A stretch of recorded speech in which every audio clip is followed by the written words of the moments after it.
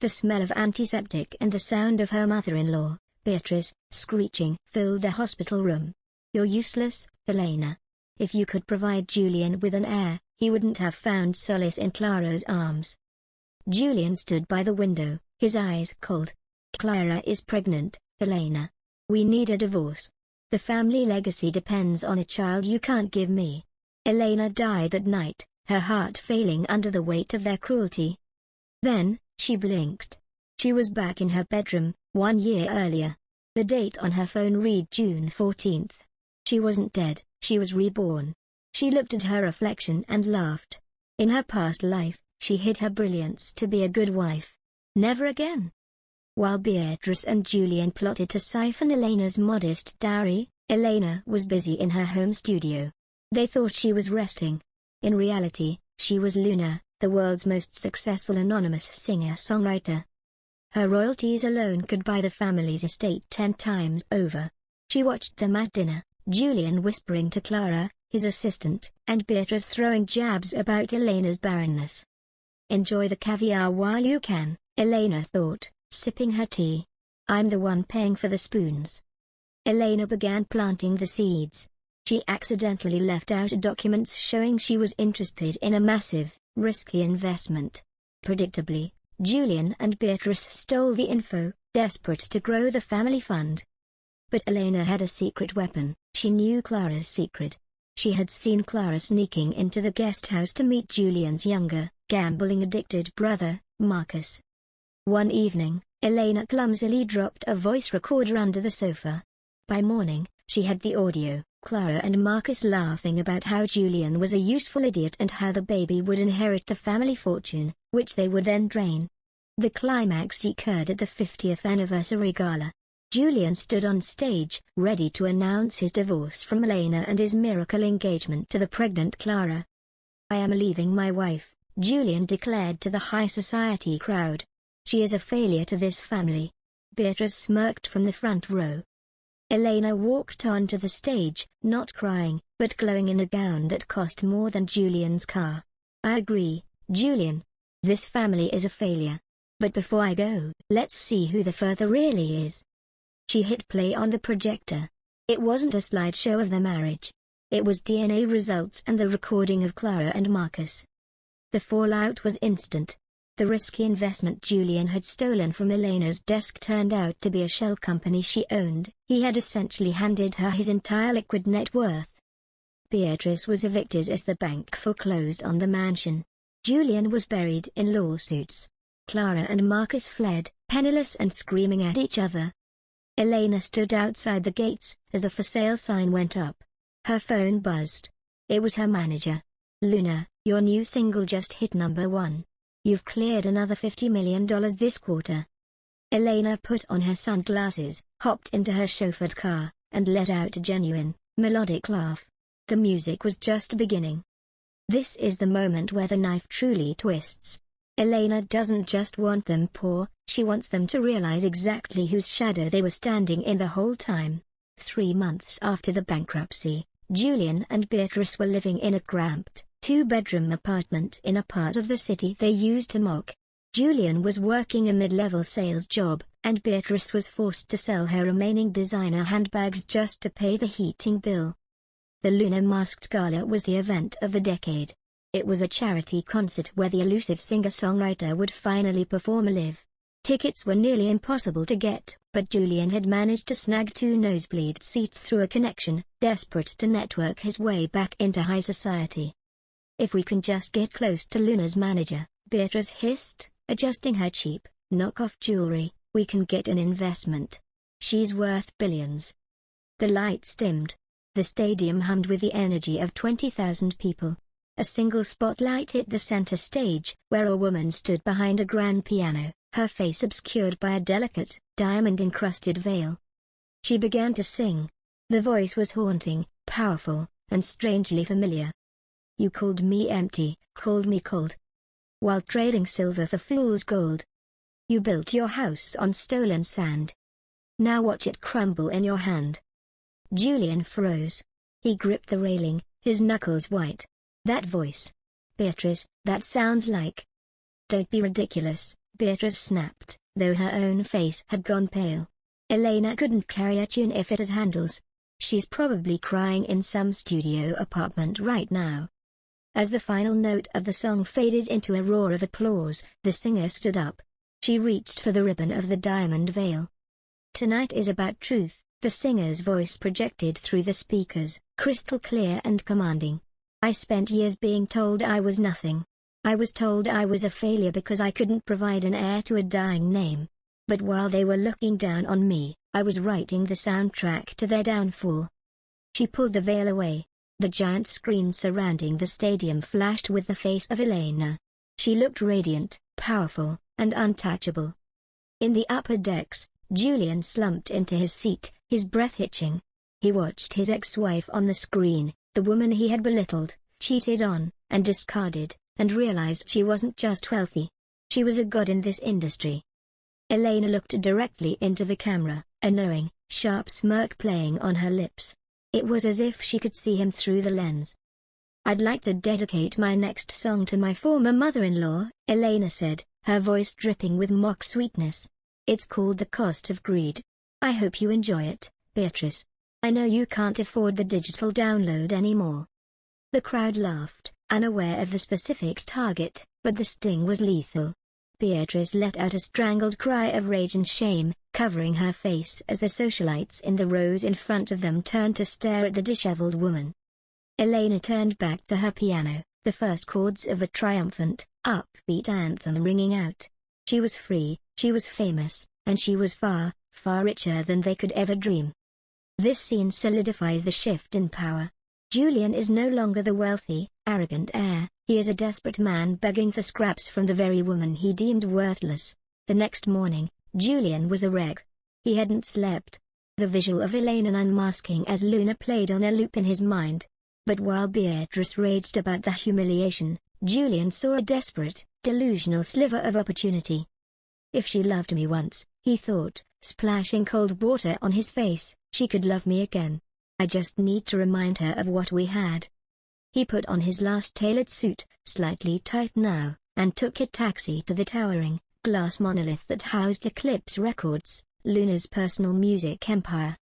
The lobby was a cathedral of modernity, marble floors, original Picasso paintings on the walls, and air that smelled faintly of vanilla and success. It was the physical manifestation of everything Julian had lost. He smoothed his hair and walked to the main reception desk, flashing his most charming smile, the one that always used to work on Elena. "I'm here to see Elena," he said smoothly. "Her husband." The receptionist, a cool young woman in all black, typed into her terminal without looking up. "Name?" "Julian Sterling." She paused, looking at the screen, then looked up, her expression completely flat. "Elena Sterling does not have an appointment with Julian Sterling. Also, Mr. Sterling, the records here list her as single." Julian clenched his jaw. "We are in a cooling-off period. Just call her office. Tell her it's an emergency regarding family property." The receptionist picked up a handset. "Security. Level 5. We have a person in the lobby insisting on an unscheduled meeting." 30 seconds later, two men who looked like they were carved from granite and dressed in crisp, navy suits appeared. They didn't smile. "Mr. Sterling," the taller guard, whose tag read Miller, said softly, "you need to leave the premises." "You don't understand," Julian said, his voice rising, drawing stares from the stylish staff passing by. "I am her husband. We need to discuss important financial matters. It's her duty to see me." Beatrice's words echoed in his head. "She owes this family, Julian." "I'm going to have to ask you to lower your voice, sir," Miller said, taking a step forward. Suddenly, a woman in a sharp white blazer approached the security desk. It was Sarah, Elena's head of operations. She looked at Julian as if he were gum on her shoe. "Sarah," Julian exclaimed. "Thank God. You remember me. Tell them to let me up." Sarah checked her tablet, completely ignoring his greeting. "Mr. Sterling, I've been instructed to deliver a message from Miss Luna's legal team. You are barred from this building. Your presence is being logged as harassment. If you continue, your existing divorce settlement which, I recall, you accepted with speed, will be voided based on a non-harassment clause you didn't read. Julian stared at her, dumbfounded. She wouldn't do that. She can't just cut me off. I know she still cares. Sarah smiled, but there was no warmth in it. Let's ask her. She touched the screen of her tablet and a sleek speaker on the wall nearby crackled to life. Yes, Sarah? Elena's voice was crisp, efficient, and distant. Julian Sterling is in the lobby, Mom. He's claiming marital urgency. There was a pause. Then, a low, smooth laugh. Not a laugh of hysteria, but of pure, calculated amusement. Send him home, Sarah, Elena's voice said, echoing in the plush lobby. The only marital urgency I have today is finalizing the purchase of the penthouse apartment in London that I always wanted, the one he said was a foolish expense. The speaker went dead. The lobby was silent. Every eye was on Julian. Miller placed a massive hand on Julian's shoulder. It wasn't gentle. This way, sir. Julian didn't resist. He allowed himself to be guided to the massive revolving doors. As he stepped out onto the grey, busy street, the contrast was deafening. Inside, warmth, power, and Luna's laughter. Outside, the cold reality of a life he had built on stolen wealth and arrogance, and which was now irrevocably broken. He didn't know it, but Elena was watching him from her 50th floor-to-ceiling window, a single thought in her mind. I win. The final dominoes were ready to fall. While Julian was being escorted out like a common trespasser, the real rot was festering in the small, damp suburban rental where Beatrice, Marcus, and a very pregnant Clara were hiding from process servers. Beatrice sat at a laminate kitchen table, staring at a stack of red-inked foreclosure notices. Marcus, where is the money? You said the investment Julian took from Elena's desk was a sure thing. Marcus, looking disheveled and smelling of cheap gin, wouldn't look her in the eye. It was a shell company, Mother. Elena played us. Every cent we invested went into an offshore account owned by a holding company called Luna Rising. We didn't just lose the money, we handed it to her. Clara waddled into the room, clutching her stomach. I need to go to the private clinic. My back hurts, and I won't give birth in a public hospital. Beatrice sneered at her. You'll give birth where I tell you. You're only here because of that sterling air in your belly. At least we have the child's trust fund to look forward to. About that, Marcus muttered, his voice trembling. The DNA bombshell. A heavy knock sounded at the door. Not the polite knock of a neighbor, but the rhythmic bang of legal authority. Beatrice opened it to find a courier holding a thick envelope. More bills? She spat. No, Mom. A gift from the office of Luna Music Group, the courier said with a smirk. Beatrice tore it open. Inside wasn't a check. It was a court-ordered DNA prenatal report, the one Elena had surreptitiously facilitated through the family's former private doctor. Subject A, Julian Sterling, 0% paternity match. Subject B, Marcus Sterling, 99.9% paternity match. The room went silent. Beatrice looked from the paper to Marcus, then to Clara. You used my son to cuckold my other son? Beatrice's voice rose to a glass-shattering shriek. You brought a bastard into this house to steal the inheritance? There is no inheritance, Marcus yelled back, finally snapping. The family fortune was mostly Elena's dowry and the interest she let us live off of. We're broke, Mum. We're worse than broke, we're in debt to her. At that exact moment, the power flickered and died. The silent house was suddenly filled with the sound of a heavy engine outside. They ran to the window. A repossession truck was hooking up Marcus's sports car. Behind it sat a sleek, black SUV. The window rolled down just an inch, revealing Elena's piercing eyes and a pair of high-end headphones around her neck. She wasn't there to talk. She was there to witness. She watched as Beatrice ran onto the lawn in her bathrobe, screaming at the repo man, waving the DNA results like a white flag of surrender. She watched as Clara and Marcus began shoving each other, blaming one another for the failed grift. Elena picked up her phone and dialed a number. Auction the mansion, she said into the receiver, her voice calm and melodic. and the jewelry I reclaimed from Beatrice's safe deposit box. Donate the proceeds to a charity for single mothers. I want every trace of the sterlings wiped from my books by sunset. As her driver pulled away, Elena opened her notebook. She had a new melody in her head, a bright, soaring tune about the weightlessness of letting go. You called me empty, called me cold, while trading silver for fool's gold. You built your house on stolen sand. Now watch it crumble in your hand.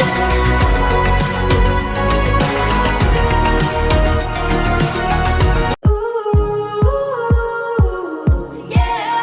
Thought you buried me in the shade. Didn't know the roots that I had made. Now the glass house shatters, look who's wearing the crown. I'm the echo in the valley, the queen of this town. You see a fire in the skyline, that's the warmth from my throne. The warmth from my throne.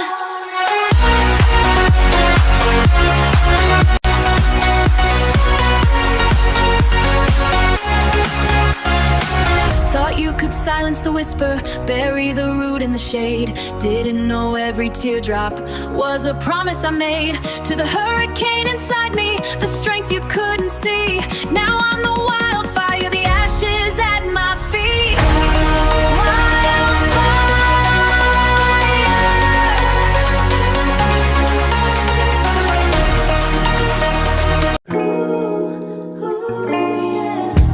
Sterling gates are shrinking in the distance now. Foreclosure signs look almost like a gentle bow. Sold the keys and cashed out all the bitter debts. Planted seeds of kindness with my last assets. A clean exchange for peace I've never known. A foundation built on equity of my own. This quiet is my freedom song.